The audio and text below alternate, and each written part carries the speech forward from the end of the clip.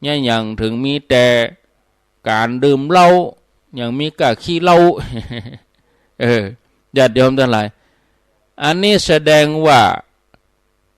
พระพุทธศาสนาบดีแต่แม่นก็มันก็ใจนะมันก็ห้องไผ่ของมันนะเรื่องมูนี่ศาสนาเปิ้นบ่ได้แนะนำเฮาจะต้องทำสิ่งเหล่านี้เปิ้นเฮอเว้นเฮอวีกหลีกหนีแต่คนเฮามันเข้าไปหาเนาะ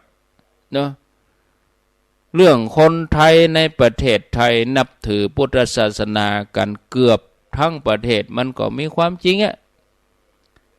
แต่เฮาบ่ควรลืมว่าโจรกะขโมยกะสุรายาเมาอาชญากรรมอย่างโมนี่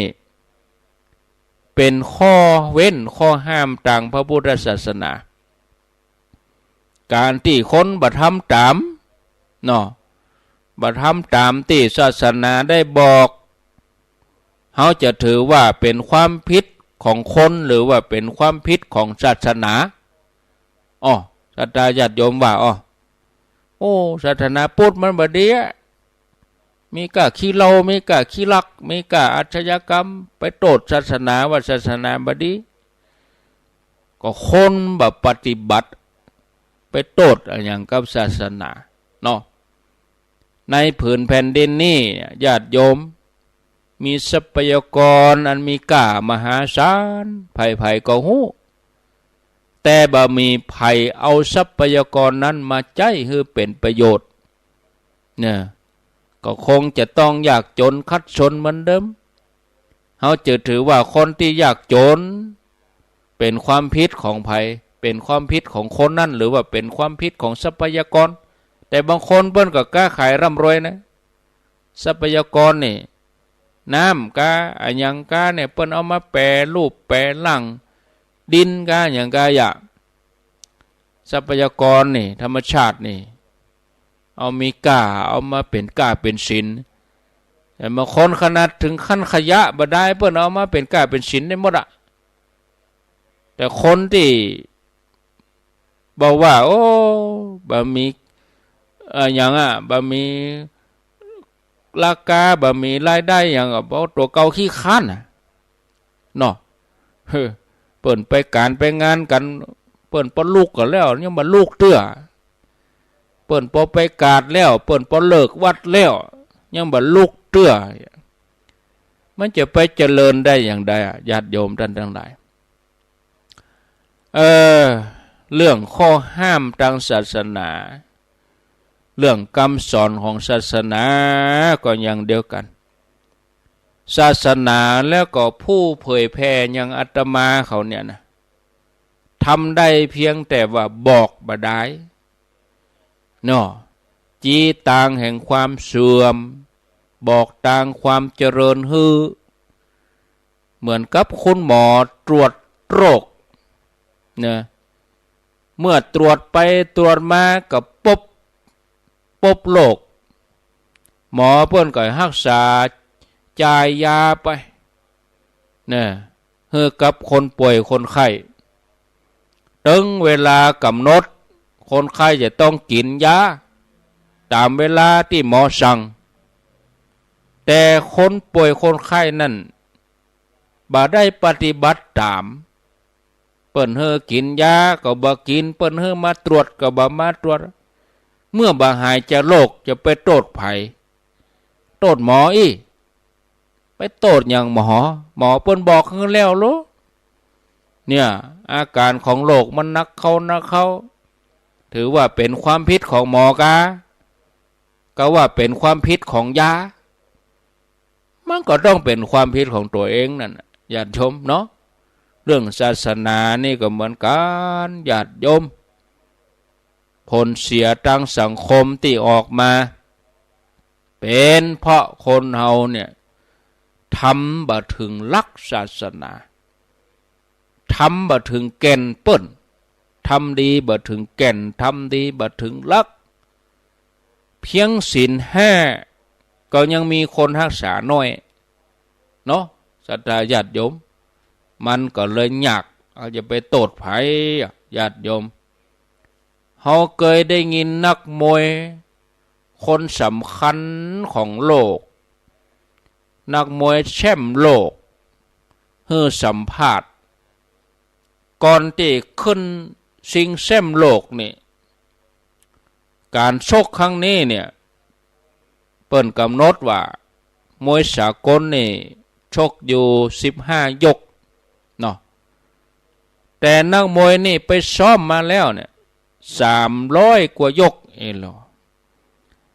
อย่างที่ว่าเปิ่นทำสถิติขึ้นมานักมวยขึ้นชกเลยคนนี้ผ่านการชกมากี่ครั้งชนะกี่ครั้งเสมอกี่ครั้งการกี่ครั้งไอ้นะอันนี้ก็เหมือนกันมวยสากลนี่ตี15 ยกแต่นักมวยคนนี้ซ้อมมาแล้ว300 กว่ายกเนี่ยเขาก็บอกว่าเขาสามารถยืนชกได้ครบ15 ยกอย่างส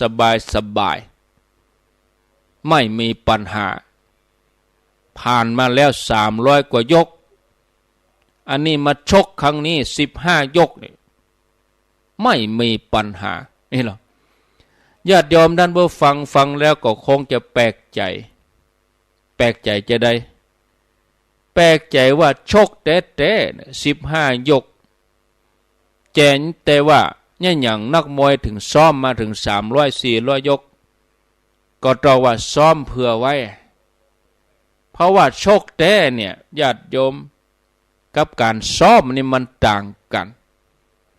คนเฮาก็เหมือนกันนะญาติโยมถ้าเฮาบ่มันฝึกบ่มันซ้อมบ่มันฝึกฝนบ่มันซ้อมไว้ถ้ามีเรื่องอะไรยังบ่พอใจมากระทบมันกระเทือนทันทีเนี่ยเฮาจะรู้สึกเป็นทุกข์ทันทีเพราะว่าบ่ได้ซ้อมแต่ถ้าเฮาซ้อมไว้เหี่ยนี่มันบ่กระเทือนนะพอมันจะมาหลายใดจะมาหอมใดเนี่ยถ้ามันฝึกนะถ้าเฮาบ่ได้ฝึกเมื่อกระทบก็กระเทือนนี่นะมันเป็นทุกข์นักหรอเอาไปเอามาก็กินบ่ได้นอนบ่หลับเนี่ยถ้าเฮาฝึกอยู่เสมอเฮามันฝึกเนี่ยเฮาซ้อมอยู่เนี่ยมีอะไรอย่างมากระทบกระทั่งมีอะไรอย่างมากระแทกก็ทนได้เมื่อทนได้บ่ต้องแสดงกิริยาอะไรอย่างออกมา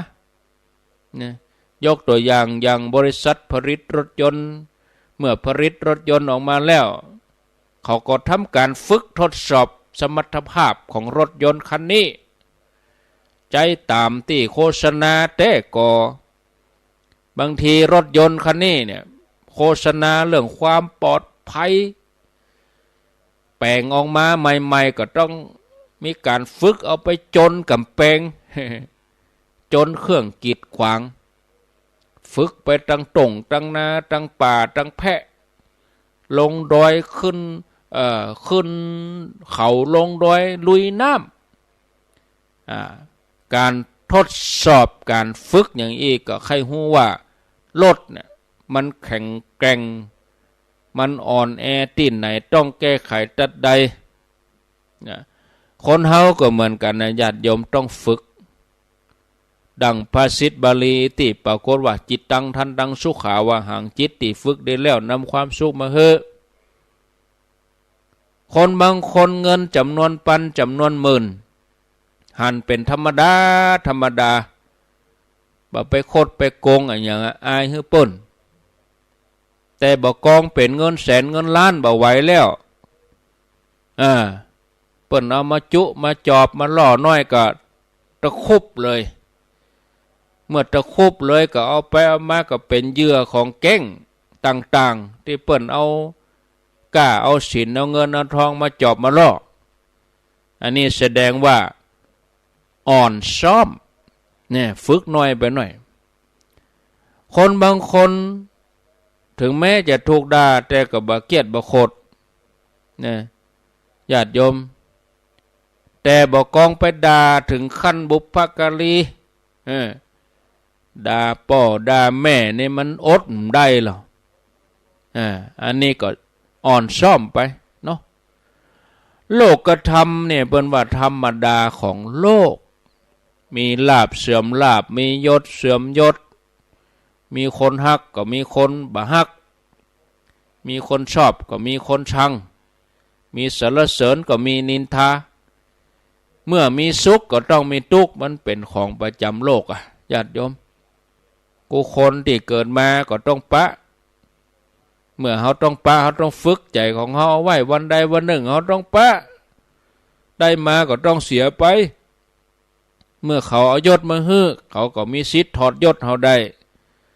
เมื่อมีคนสรรเสริญก็มีคนนินทามันเป็นธรรมดาของโลกถ้าฝึกไว้ก่อนเพื่อรับสถานการณ์เมื่อเขาไปปะกับเรื่องดีๆเขาจะไปปองตั๋วเขาจะไปปองตั๋วเถอะบางทีถ้าเขาไปซบกับเรื่องให้เขาก็บ่ต้องไปเจ็บปวดรวดร้าวขมขื่นตรอมใจเพราะเขาซ้อมมาดีเขาหูตันว่ามันธรรมดามันชินแล้วเหมือนนักมวยที่ฝึกมาแล้วซ้อมมาแล้วจะต่อยจะตียังได้ก็ทนได้ฉะนั้นทางพระพุทธศาสนาเปิ้นก็เลยว่าจิตตังทันตังสุขาวะหังจิตที่ฝึกดีแล้วจะนำความสุขมาให้เฮาญาติโยมท่านผู้ฟังฝนหัวบ้านที่มุงบดีกำบักเก่าโบราณเปิ้นว่าฝนบัดตกบ่ฮู้เฮือนไผหัวจะดีจะชั่วเฮาบ่ได้อยู่กับเขาฉะนั้นบางอย่างนี่เฮาบ่ได้อยู่กับเขาเฮาบ่ได้อยู่กับเปิ้นเฮาจะไปฟังวิจารณ์จะไปฟังไปเฮาจะไปฟังสรุปในเมื่อข้อมูลเฮามันบ่ครบบางทีเฮารับข้อมูลด้านเดียวเฮามีข้อมูลด้านเดียวนะเอาข้อมูลด้านนั้นไปตัดสินเนี่ยแล้วคนที่เฮาไปตัดสินเปิ้นเนี่ยก็เสียหายเสียใจไปฉะนั้นข้อมูลเนี่ยเปิ้นว่าให้รับรอบด้านข้อมูลต้องรับฟังรอบด้านนั่นญาติโยมฝนบ่ตกบ่ฮู้เฮือนไผหัวเนี่ยเนาะจิตใจของคนเฮาที่บ่ได้คุ้มครองป้องกันมันก็หัวมันก็จะถูกราคะโทสะโมหะเข้ามาวิธีป้องกันบ่ให้บ้านหัวเฮาก็จะต้องมุงดีๆต้องหากระเบื้องดีๆต้องมุงดีๆต้องซ่อมแซมดี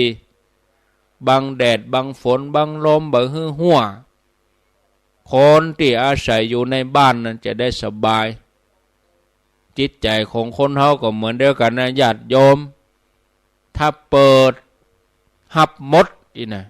อันยังก็หับเอามดบ่มีเครื่องป้องกันบ่มีเครื่องกันกองบ่มีเครื่องคุ้มครอง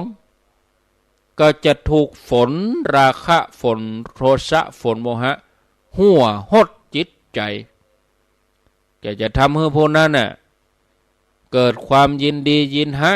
ในรูปเสียงกลิ่นรสสัมผัสอารมณ์ถ้าปล่อยให้โทสะเข้ามาหัวในใจหดในใจก็จะฟุ้งซ่านบ่สบายบ่สงบบ่เป็นสุขถ้าปล่อยให้โมหะมาหดในใจจิตใจก็มืดมนอนตรการกลายเป็นคนที่งมงายเชื่อง่ายบ่มีเหตุผลเป็นคนหูเบาเชื่อหยังก็ง่ายของบ่ควรจะเสียก็เสียบ่น่าจะเสียเลยก็มาเสียของบ่ควรจ่ายก็ต้องมาจ่ายกลายเป็นคนที่บ่มีหลักเลาะและโลเลวิธีป้องกันคุ้มครองจิตก็คือว่าจะไปปล่อยให้จิตเนี่ยมันไปตามอำนาจของความอยากเมื่อมันเกิดความอยากความโลภขึ้นมามีสติระงับไว้อันนี้จิตเฮาไปทางนี้แล้วลูกบางทีเฮาเกิดบัดตันจิตเฮามันปรุงแต่งขึ้นมาเฮาซ้ำไปเล่นตัวมันเนี่ยไปร่วมผสมลงมันก็ลุไปทีเดียวแต่ถ้าจิตเฮาเกิดเหนือกว่านั้นเฮาฮู้ตันมันเหมือนนายโคบาน นายโคบานก็คือคนเลี้ยงงัวเนี่ยคนเลี้ยงงัวถึงแม้จะมีงัวจำนวนนักแต่เขาก็บ่ได้ปล่อยให้งัวนั่นเอวไปหากินไกลๆเจาะดังเนี่ยแล้วก็เอาเชือกมาสนเอามาร้อยแล้วก็สปายไว้จะให้มันตามใจมันได้หรอกฝึกเอาให้มันมีขอบเขตนะญาติโยม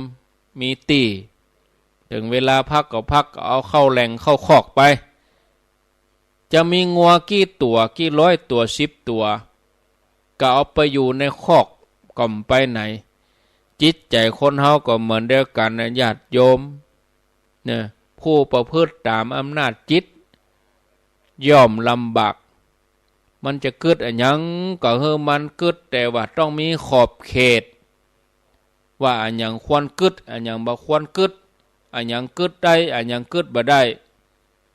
จะไปจินตนาการเจอเกินขอบเขตบางคนนอกจากจินตนาการแล้วก็ปรุงแต่งไปแถม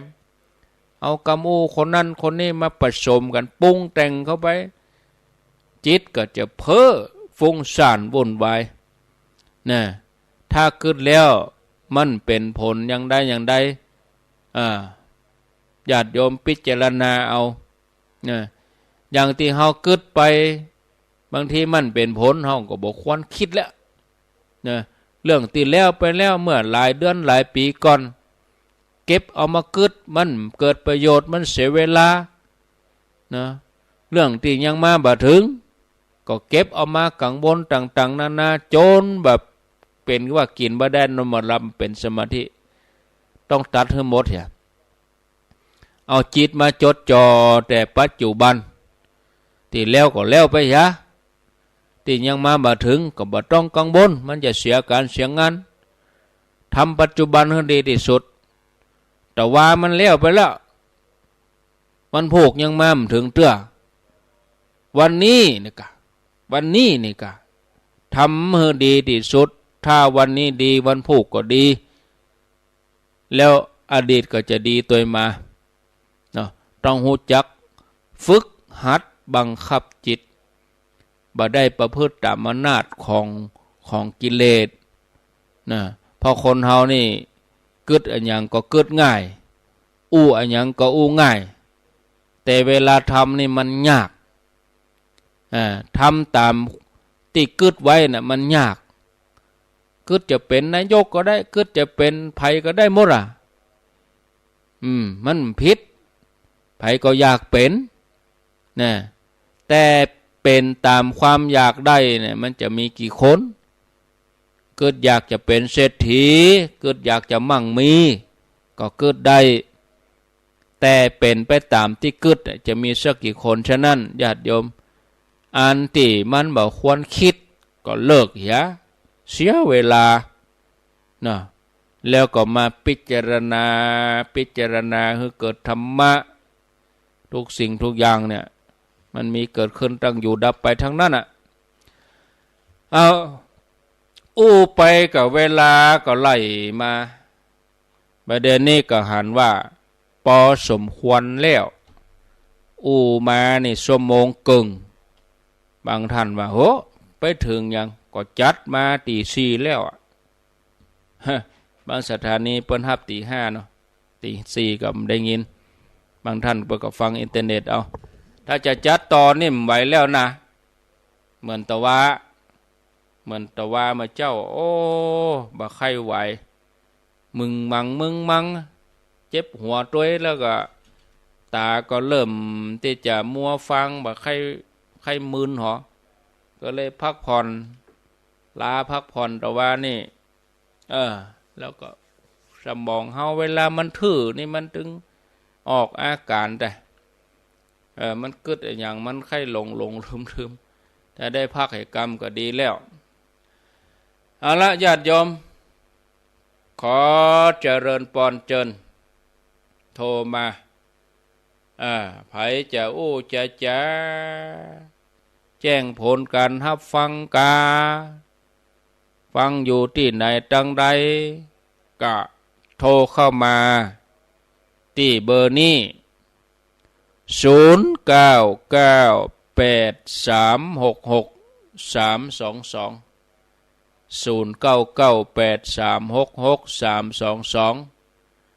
ยการเมื่อวันนี้ธรรมะมามีแต่สถานในอื่นเปิ้นมีที่ขึ้นสีขาวนี่มีแล้วก็ปี67เนี่ยอาตมากับพิจารณาแล้วว่าจะปิดรายการภาคกลางวันเนอะเริ่มต้นวันที่1มกราคม67สถานีเฉพาะที่เครือข่ายขึ้นสีขาวนี่จะปิด9 โมง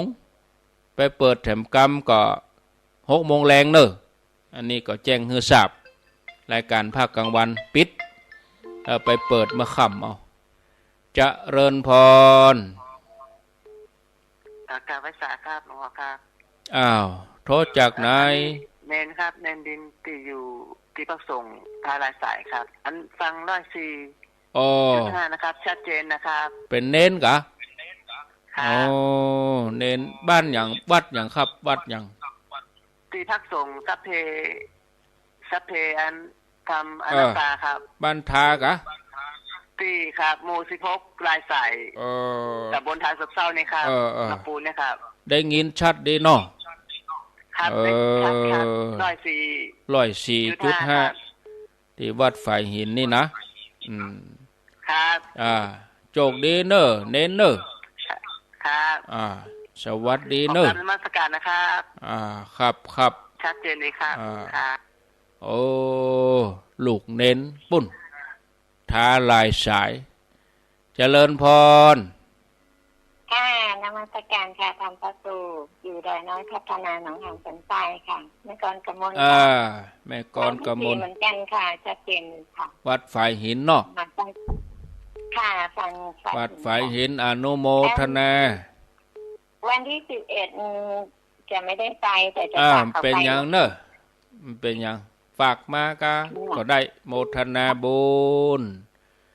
ฝากไปตามน้องๆเจริญพรจิตแล้วเนอะโทษจากไหนแม่ดวงดินน้ำรัด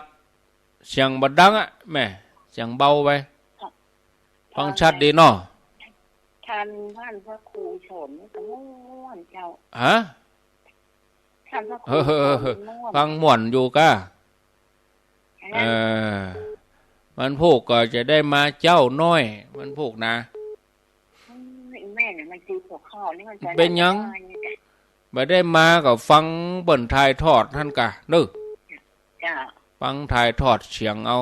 เนาะฟังท่านพระครูสอนนี่มันม่วนใจดีม่วนก็ฟังไปตึงวันอนุโมทนาสาธุเ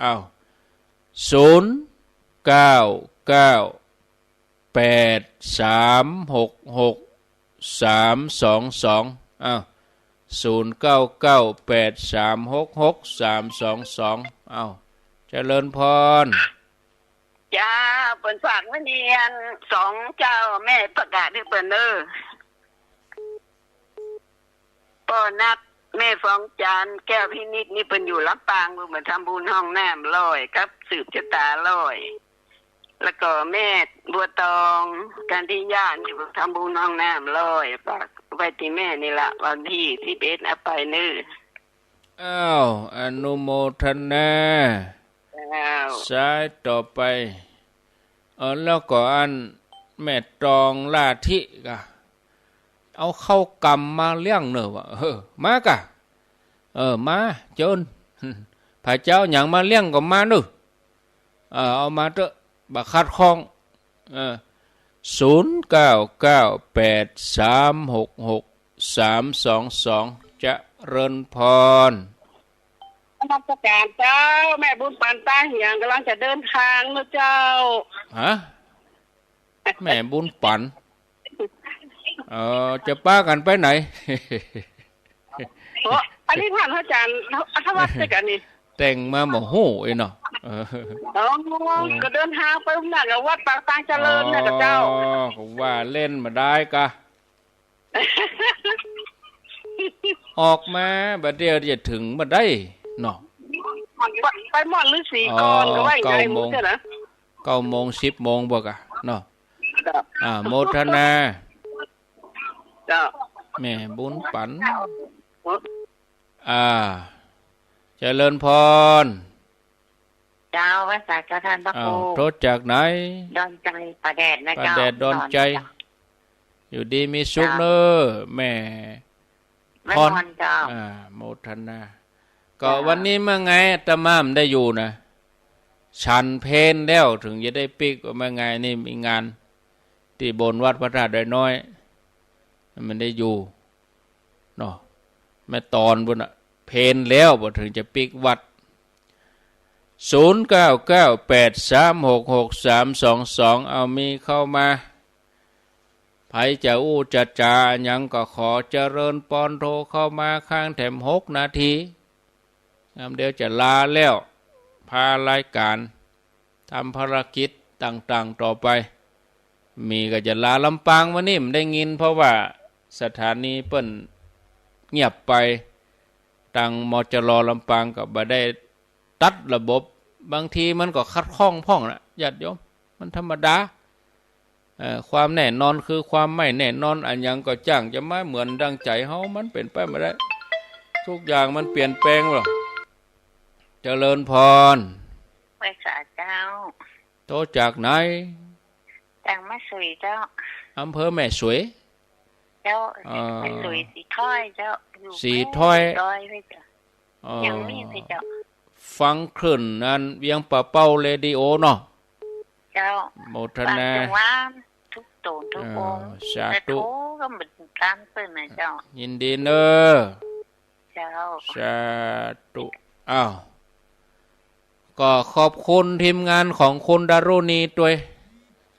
เมืองฝางแม่อายใช้ประการกับเมื่อคืนฟังที่สันก้งใช้ประการท่านเด้อสถานีนะ2 ทุ่มเนี่ยเปิ้นรับ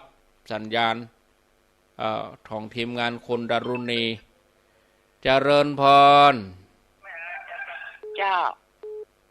เจ้าว่าวันที่11นั้นว่าจะเป็นน้ำปลาเป้าส่งไปที่ น้ำเป้าเอาก็ได้กะไปเป็นยังที่ไหนนี่ อำไพบ้านหนองขอบนะคะ อ่า เป็นจังหวัดคือเตือ ไม่มีปัญหานึก เจ้า โมทนา เจ้า สาธุเจริญพรดับไปเอาเหลือแถม5 นาทีแถม5 นาทีเจริญพรแม่จองกะ สวัสดีครับ แม่จองแม่เทยท่านมหาสมศักดิ์เตียวไปเริ่มพูนปะล่ะ ครับ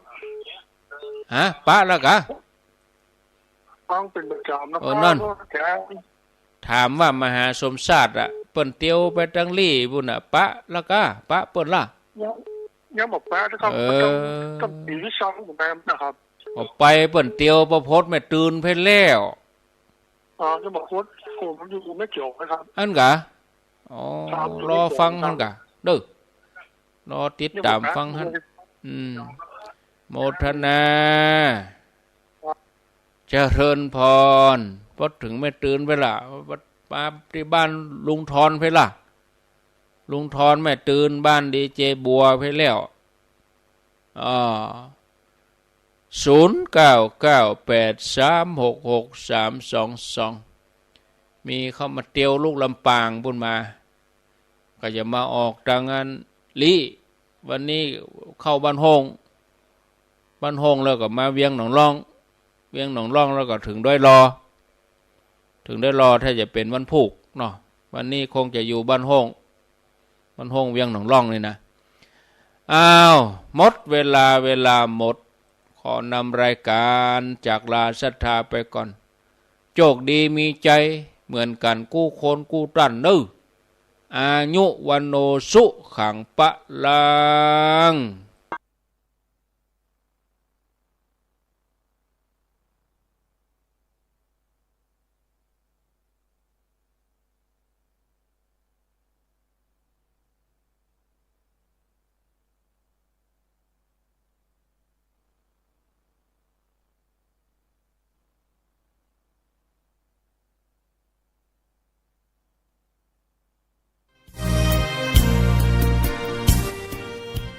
ข่าวสารเพื่อการประชาสัมพันธ์ร่วมงานทำบุญอายุวัฒนมงคลครบ5 รอบ 60 ปีพระครูวิจิตรศรีราภรณ์เจ้าคณะตำบลป่าแดดเจ้าวาดวัดวังสิงห์คำผู้ดำเนินรายการเทศทางวิทยุรายการมรดกธรรมกำเมืองทำบุญณวัดวังสิงห์คำตำบลป่าแดดอำเภอเมืองเชียงใหม่จังหวัดเชียงใหม่กำหนดการดังนี้วันเสาร์ที่